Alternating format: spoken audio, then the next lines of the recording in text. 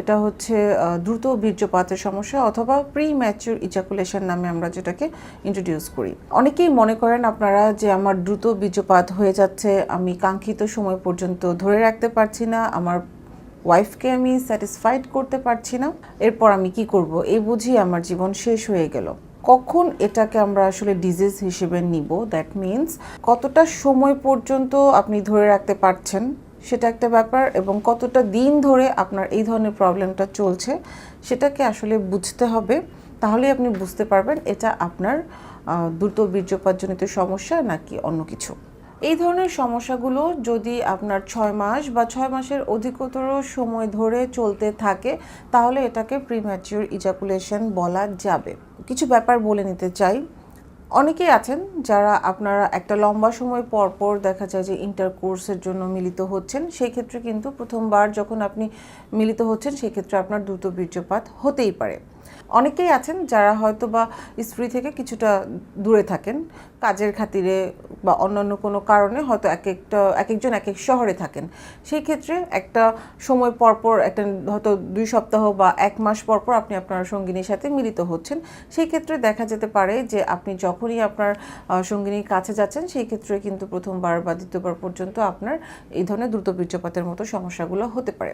কিংবা এমন হতে পারে যে আপনি মনের ভিতরে অনেক ধরনের এক্সাইটমেন্ট তৈরি হচ্ছে, আপনি আপনার সঙ্গিনীর সাথে আজকে রাত্রে মিলিত হবেন, এটা নিয়ে আপনি বিভিন্ন ধরনের কল্পনা করছেন, বিভিন্ন ধরনের প্ল্যানিং করছেন, এক্সাইটমেন্ট ফিল করছেন আপনার মধ্যে।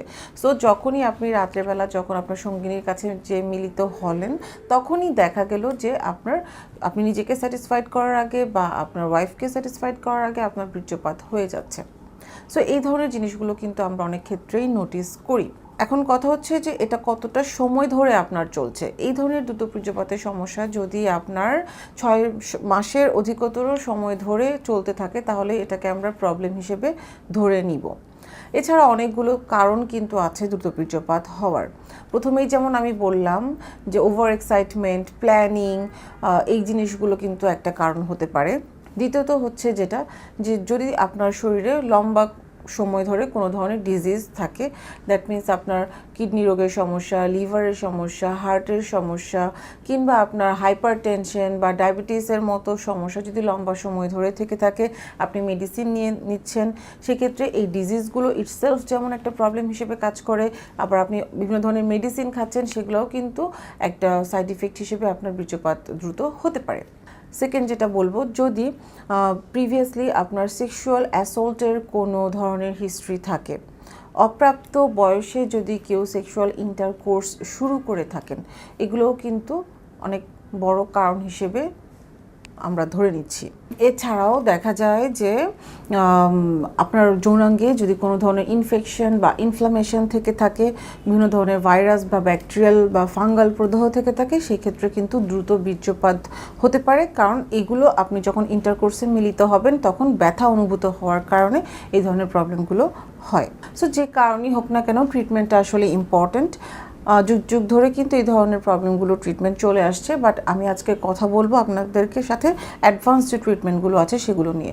যখন আমার কাছে পেশেন্টরা আসেন আমি সাধারণত কিছু ইনভেস্টিগেশনস করিয়ে নিই, দেখার জন্য তার হরমোনাল ইমব্যালেন্স আছে কিনা, কোনো ধরনের কোনো ব্লক আছে কিনা।